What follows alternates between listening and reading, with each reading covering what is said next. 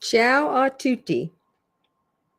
This is Prof Jo at Prof Jo Explains. So, if you believe Brian Walshe, he and Anna loved each other. There were some stresses in the marriage related to the fact that they had that long distance commute and she wasn't always in Boston. Maybe some stresses with regarding the money, but the marriage was solid, if you believe him. And if you believe him, the money issues were not really significant. He was going to owe what 400,000 plus to because as restitution for the Andy Warhol fraud, but he had lots of real estate. She had lots of real estate. They were buying and selling. There was enough money to cover everything. So that's where he starts. Loving, stable relationship, no real money problems that were going to be an impediment to anything going forward. Then if you believe Brian Walshe, that after their dinner guests left at 1:30, he was asleep in bed for about an hour, decided to go downstairs and clean up, was down there about an hour. And when he came back, if you believe him, he found Anna Walsh dead in bed. And then, does he call 911? No. Does he call, a doctor that he might know? No. Does he call family or friends? No. Does he go running out in the street trying to find help? No. None of those things. Nothing. What does he do instead? Evidently, he sits in the bedroom and decides that the answer to this is to dismember and dispose of her body. And what we know so far, although the jury doesn't know, is that he pled to illegal disposing of a body. The jury doesn't know that yet.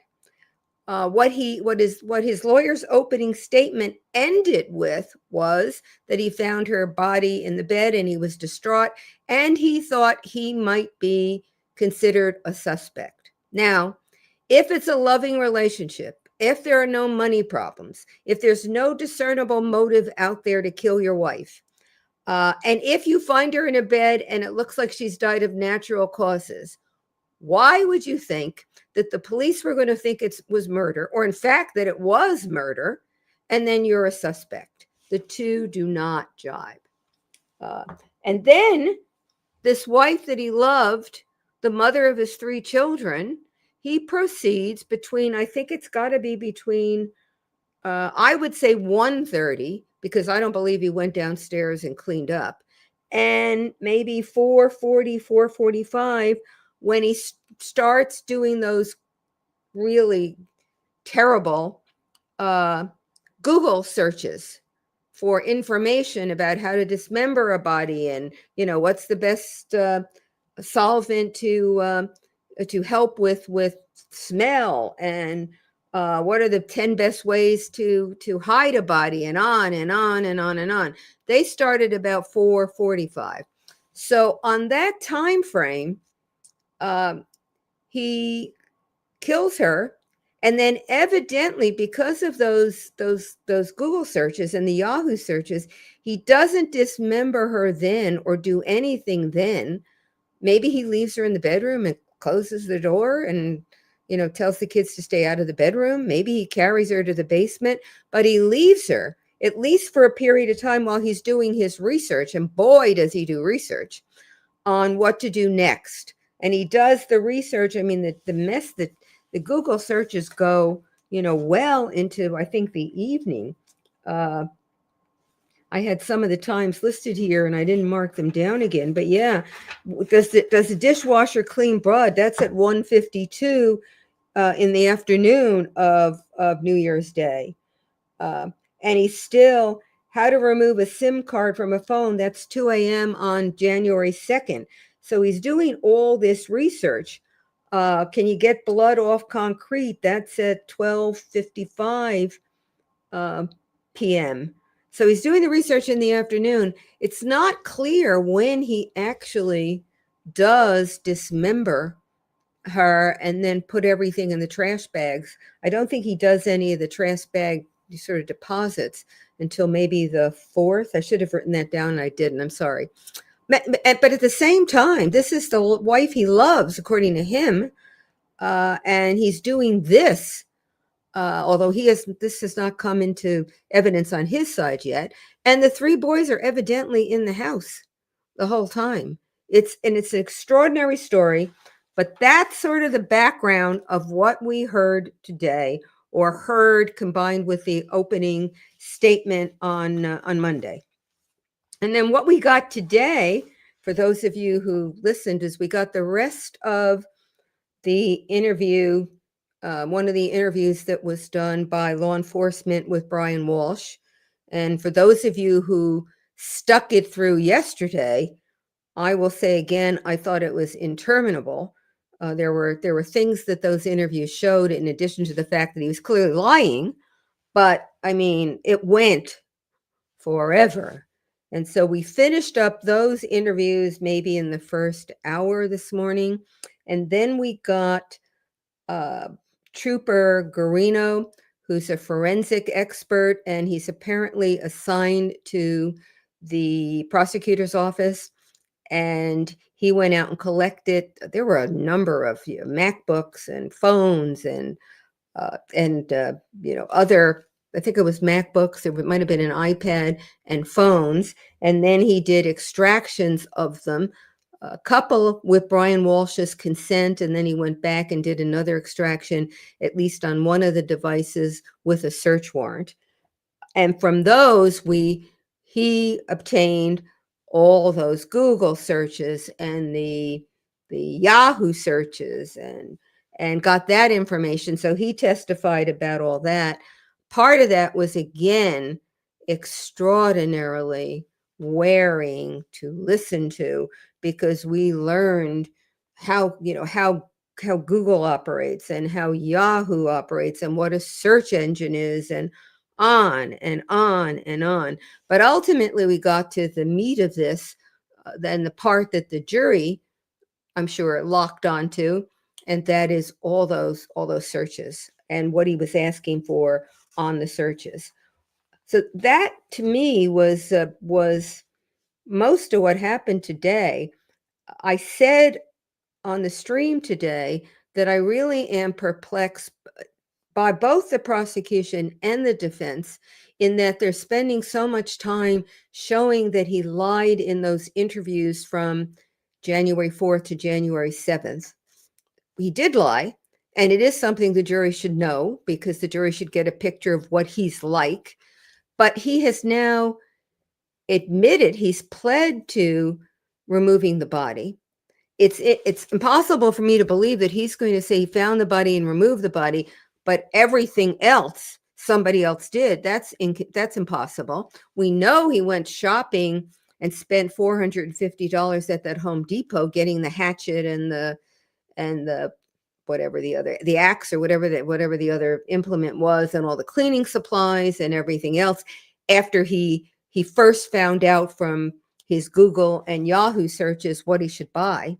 So I don't understand. I cannot believe that he will not have to say that to the jury. So that then leads me to wonder why they're arguing about all of it. Yes, he lied, get that in, but the rest of it is going to come out. Certainly the state is putting in that evidence, and the jury will know that he said she died. I mean, they're going to have to know that the defense already did that in an opening statement. So it's what's going on, I just don't understand. And if somebody has a good idea of why this is going on, I would love to hear it. My best explanation is that his pleas came so late in the game for the prosecution that they didn't have a chance to go back out and assess the evidence in light of his admissions, and then rethink what witnesses they needed, what witnesses they need to say what, how much they need, and to redo their opening to conform. In other words, what I think is, if they had known a year ago that he had pled to the two other counts, that is, lying to the police and illegally removing a body, that those are not the technical terms, but you understand. that they would not have framed the defense the way we saw it yesterday and today. I think they just didn't have a chance to go back and redo it. And I will say from personal experience, it's hard once you have a conception of something and you've got it done. It's pretty hard to back up and say this new information means I should sort of rethink everything. So that's my best guess about what's going on here. And I just think coming up, it's going to be extraordinary to see where the defense goes from here in terms of how they handle what they're going to say and what they're going to say. I think you can tell from the defense lawyer already that I think a lot of people found him too combative. I didn't, but in this area of the country, that's how people normally act with each other. So it doesn't look unusual. I don't know how it'll play on the jury. And if some jurors are put off by it, they're not going to be happy with it. I also think he's going to do more of the inveigling that he did today, and that is to ask a question about something that's not in evidence, have the witness say no, so it's clearly not in evidence, but have put in the jury's head that yes, maybe that happened. And he did it once today. In fact, there was an objection, and then he re-asked the question. It was, I'll look for it here and find it in a minute, but he did it twice. I think he's going to continue to do that. I don't know how you felt, but I thought the witness today, Garino, was very good. He didn't get rattled. He answered the questions. A couple of times he actually used a little humor. So I thought he was pretty effective today. So that's sort of my take on what happened today. Let me see if there are questions over here. And while I'm looking, let me say welcome, and I'm so glad you're here to the proffers, and thank everybody who has subscribed to the channel. It's been, I'm told, an extraordinary launch, and I'm really grateful to you, but I'd like to have an even more extraordinary launch. So if you haven't subscribed, if you would subscribe, that would be wonderful. It doesn't cost you anything, and it helps this YouTube algorithm. I'd explain the algorithm to you if I understood it. I don't, but I know the bottom line is more subscribers, the better, in order to be able to do other things. It allows me to do more lives and to do other kinds of things that I'd like to do. Okay, here's a question from Plants and Recreations. Is it possible, if he suddenly realizes how ridiculous this all is, for him to change his plea? Or is it too late once the trial has started? You know, there's some rules about whether you can change a plea after a trial starts. And I don't understand them, because I think you have the right at any time to say, I'm guilty and I plead, period. You may not be able to get a deal from the Commonwealth when you do it, but I don't understand how you can't do it. You say, I'm guilty. What are they going to do? They can't prosecute you once you've said you're guilty. I mean, it seems to me to be just a waste of everybody's time. So my answer to that is yes, he can plead.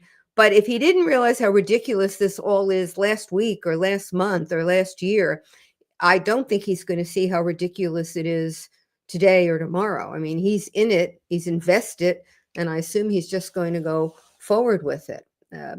And I think it will get really kind of, I've said this before, I hate to say entertaining, because she died, and it was, from all we can gather, a really brutal death. And she was the mother of 3 small children. She was successful in her life. In fact, she was the breadwinner. I'm sure she was, had good friends. She has a mother in Serbia, and she's a victim of all this. And yet, I just find myself, when I think of this defense, finding it entertaining. So I don't know. I can't make it not entertaining to me. I'll just feel guilty about it. That's the best I can do. So let's see. Was there anything that happened today that shocked or surprised me? No, except to the extent that I think this whole defense is crazy, and it continues to surprise me. But I wouldn't say that anything that happened today surprised me. On the positive side, I thought the judge was going to be really in control in the courtroom, and she did a couple of things that I hadn't expected, but not surprising, because they're in line with how much she's in charge and doing it right and protecting the record. I really admire the way she's protecting the record. So nothing really that surprised me. Was there anything that surprised anybody else? Okay, question. Why isn't Walsh taking advantage of his right to attend sidebars? Um, I don't know why he's not going to sidebar. Typically, the defendant doesn't go to sidebars. It's not usual, particularly on legal motions when it's a, objection to evidence going in and you're pointing to an evidence rule. And I don't know, does anyone know if he's shackled?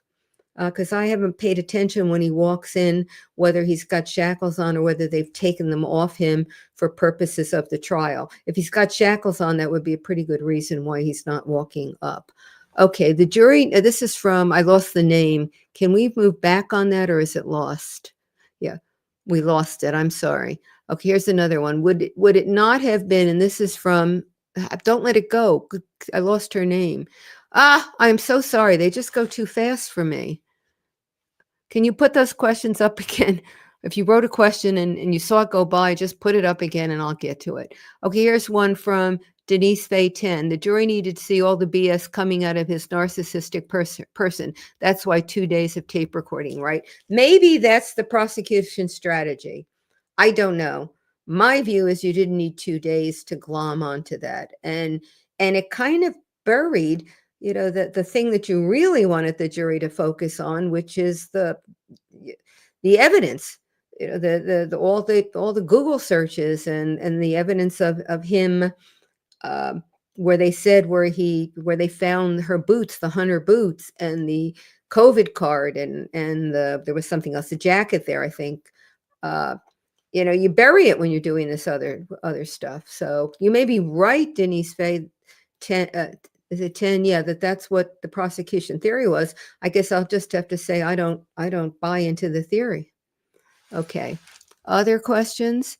Okay, here. Would it not have been more effective for the prosecution to use a demonstrative with all the searches? Yeah, I mean, a lot of people are visual learners and they don't do it as well with audio. I'm much better listening than actually seeing. But you when you teach, and it's the same thing when you're doing a trial. When you're doing a presentation, you want to reach every member of the audience. And to do that, you've got to focus on the different ways that people respond to information and try to check all the boxes. Okay, so yes, I think it would be helpful to do visuals.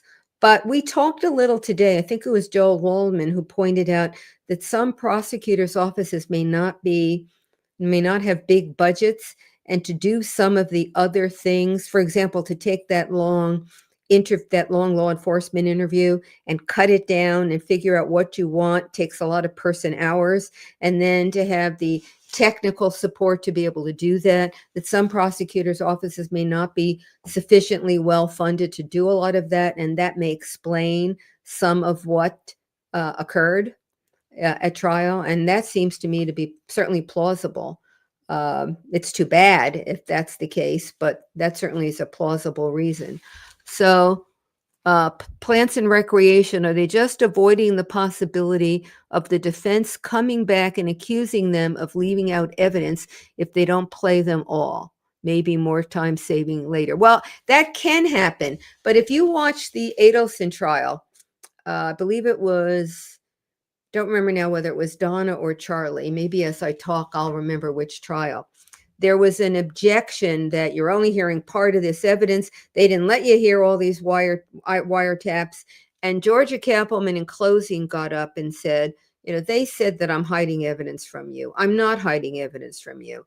I was trying to doing my best to get it to, of time that works for you. But if you want to hear it all, please do. We're sending it all in with you. If you want to sit and listen to all the evidence, I encourage you to do it. You're the fact finder. So go ahead. And I think that would take care of it for a jury if they knew that they could go back and listen rather than what they did. So Jen Siaka, different case question. Do you think, oh God, I can't see this. It's blocked by something. You think that something persecuted Donna? Wendy isn't getting in trouble because she was so quiet.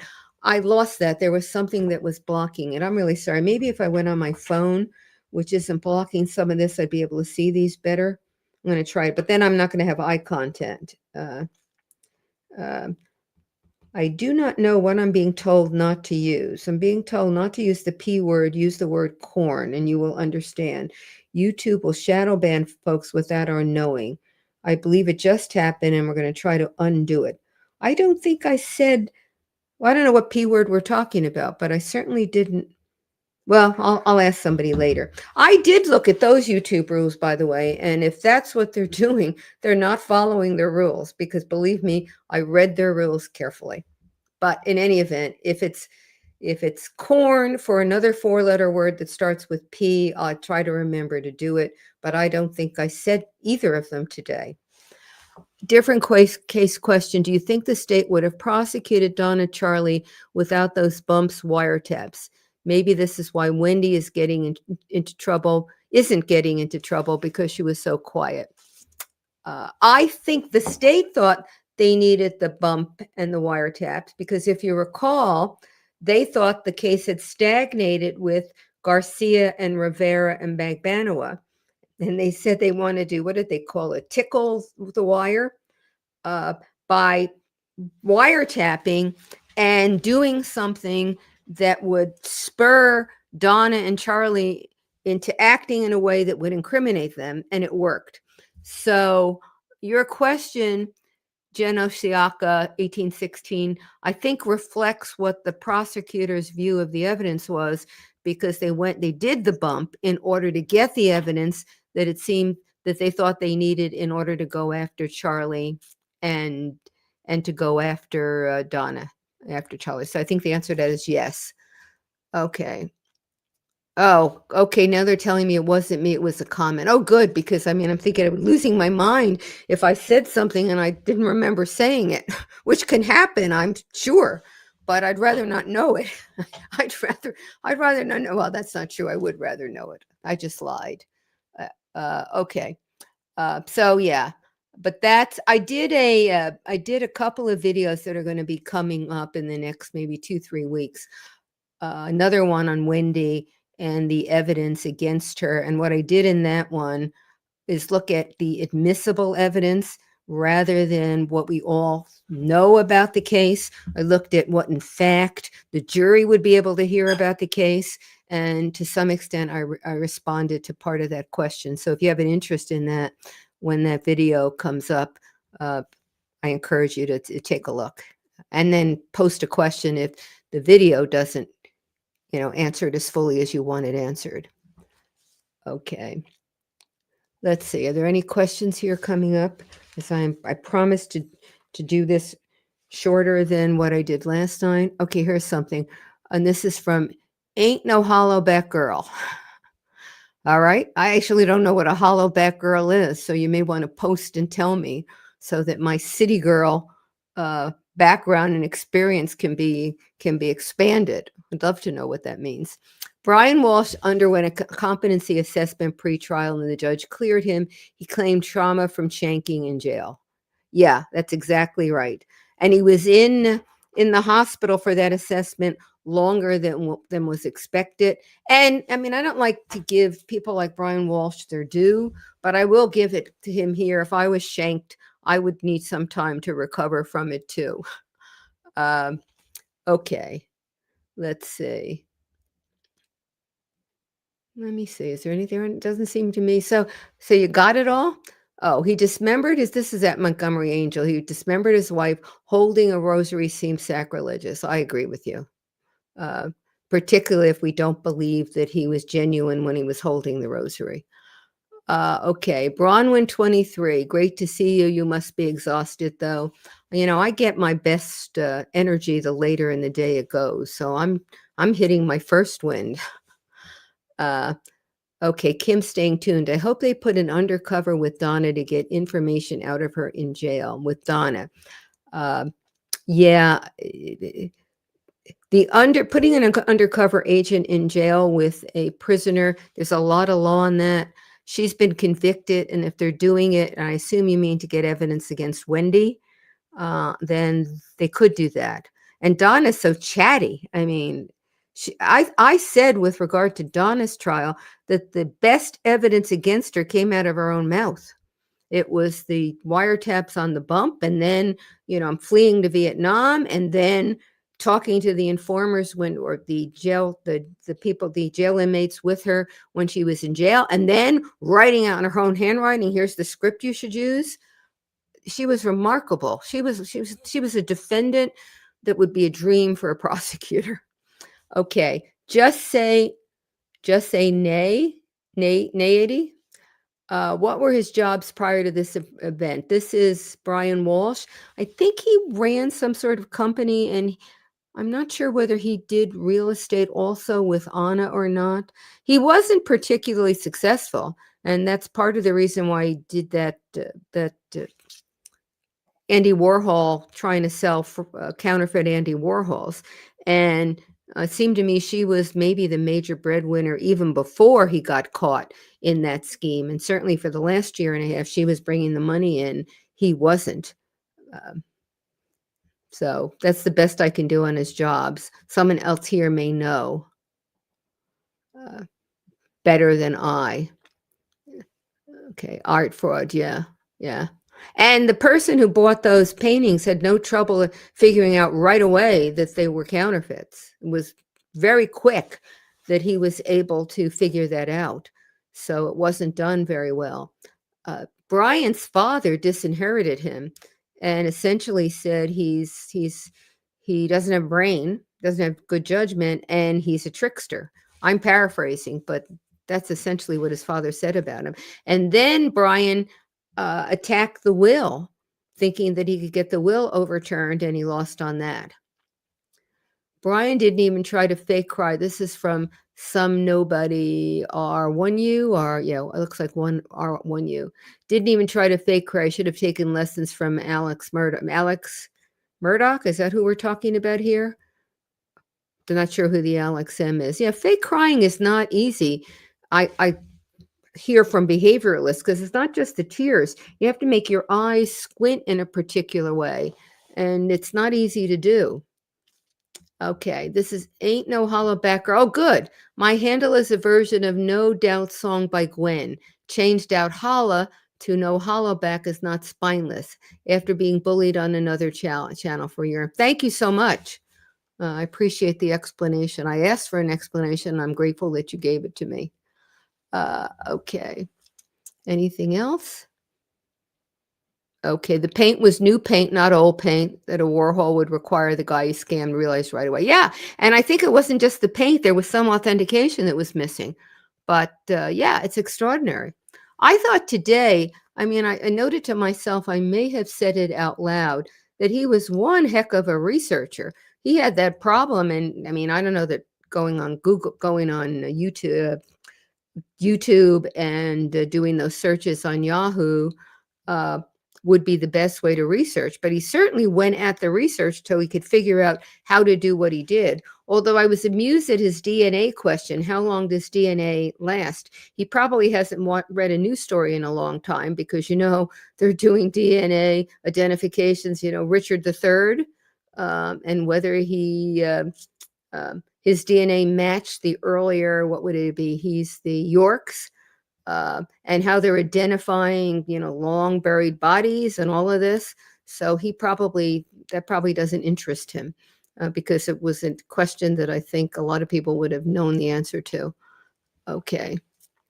Bronwyn 23, it's surprising these criminals think they are smart enough to get away with this.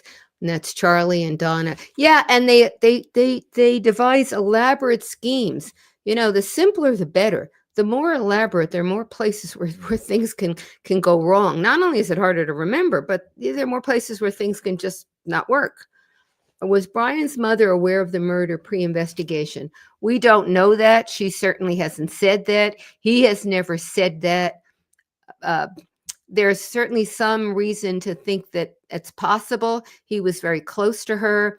He visited her after January 1. I believe he said she was having cataract surgery. They seem to be very, very close. She's very supportive of him. She did that, hiring the investigator to to investigate Anna as to whether Anna was having an affair. So that would give you a lot of reason to think that post the murder, she knew about it. But that's conjecture. We certainly don't know for certain. Okay, let's see. It's a great song. Yeah. Okay, I don't see any more questions. It looks like tomorrow there will be a number of additional law enforcement officers that will be testifying, and that will probably be the day. I don't know whether snow is coming in to the Boston area tomorrow. I'm here in North Jersey, and it's sort of sleeting here right now, and certainly Boston is farther north. The judge didn't say anything about there being bad weather, so I'm assuming there will be a full day of trial, although for the judge, a full day of trial is 9 to 4 with a half-hour break in the morning, which is not my idea of a full day of trial, but I'm type A, so you can't go by me. And I can't do tomorrow. I've got a conflict, and it's been long-standing, and I'm going to have to do what I settle, so I'm going to miss it tomorrow. But you're all going to be there watching, and if you have any questions, or you can clue me in on what happened, because I will not know, I would appreciate it. And I will sit here for just a moment more to see if you have any other questions about this. Joel Walden at 7 is doing a Surviving the Survivor, and I will be on that, but you've heard what I had to say. But he's going to have 2 other guests who may have a different perspective and maybe a different idea as to why the trial is going the way the trial is going. And I would love to hear it from them if they do, because I just don't have a good explanation. And I usually like to find one that's reasonable or logical. An explanation that just says they're throwing anything up, the defense now, throwing anything up against the wall and seeing what sticks. So then it doesn't have to have any kind of coherence. It's not an explanation that I gravitate to. I'm always looking for a golden thread. And on the prosecution side, it wouldn't explain what they're doing, because the last thing they want to do is throw something against the wall and see what sticks. On the prosecution side, they want to make it clear and simple so that you can drive from part A to part B to part C. So what's my Patreon again? Can we post the Patreon? I don't know that it's completely set and running. I think it will be in a day or two. I think it's Prof Jo Explains, but we'll get that up there hopefully as to what the Patreon information is. I have it somewhere on my desk, but I wasn't planning to I haven't been thinking about talking about it. Thank you for the question, though, and I hope you will join Patreon. We will be trying to do some live, some Q&As, some maybe meet and greets where you can actually interact orally, and which we can't do here. We have to do, sort of the writing, but that's better than nothing, I think. But Patreon will be doing more. So there's a question here. What are the circumstances in which Brian Walsh was shanked? I don't know that we've ever known what provoked it. The best we can do is guess, consider his personality and how well he might interact with other inmates at a jail. And once you consider that might have been the reason for the shanking. He also had some notoriety. Maybe that was it. It could be something simple, like, they had a little altercation about something that happened in the dining room or somewhere else, and he got shanked. So there was a question that came up and went down. I don't see the Patreon coming up right now. It's the Gmail coming up, and I just don't think I can find it fast enough. I would do it if I could, and I would hate to, miss your opportunity and mine, but I'm not going to be able to do it, and doesn't seem to be coming up. Oh, there's not oh, there you go. Thank you so much. So there is the link. You can see the link, but there's not a prompt yet. And that's what I said. I think it's going to be another couple of days. So thank you, Gen X. I appreciate it. This is the babe in the woods when it comes to this part of doing a channel. The talking part, the watching the trial part, you know, the having opinions part, the even being snarky part, I've got down solid.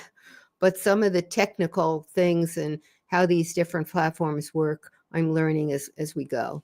So I don't, here's, okay, here, can we email me questions directly to you? Yeah, that's askprofjo@gmail.com. So yes, you can do that there anytime. Okay, and now I see down at the bottom that Gen X posted in the chat the Patreon link. So thank you very much. Oh, and Max44MC loves my Stark. It's a good thing because I can't get rid of it if I tried. Or maybe I could, but it would just take more effort and personal focus than I'm willing to give to it. But I really think I couldn't do it. I really think it would just come out anyway. Okay, I think this will be the last question. Who has custody of the 3 boys and who will raise them? Do we know? I believe, at least the last thing I saw, they were still in the custody of the Commonwealth. Her mother is in Serbia and has tried to get custody of the boys. But there are a couple of issues. One, he hasn't been convicted yet, and I think there would be a reluctance to have the 3 boys leave the country. And then if he's not convicted and he wants custody back, it might be difficult to do it when you've got 2 countries involved like that. But also there are apparently visa issues with her mother being able to get custody. And so I think that her mother has tried. That might still be ongoing. And I don't know whether there's anyone on his side who has tried to get custody. It doesn't appear that his mother has tried, which is a little surprising since she's so close to her son. So she's a different version of mother than Donna Adelson, who maybe her prime focus was having the 2 grandsons around as compared to her daughter. I mean, I'm sure she wanted both, but it seemed to me she wanted the grandsons more. It looks like Brian Walsh's mother is close to him, and maybe the grandsons are not as high on her list. Now, I'm again, it's speculation. She may have tried and been told she can't have custody either. So okay, I'm going to end now. Thank you very much for popping on. I enjoyed talking about this. This case is getting more and more interesting to me as we go. And so I will say ciao a tutti to certainly the proffers you're on here and all the rest of you who have been kind enough and interested enough to join me. And I hope we'll continue to interact. Those of you who are going to be following the trial, I will see you at on Thursday morning at 9. I will do a recap at 5. And then I think Joel may have a Surviving the Survivor show again at 7. There will be a lot of Brian Walsh coming up, at least in the next couple of weeks. And so there'll be certainly plenty to see. So again, ciao a tutti. Very good, very grateful to have you here.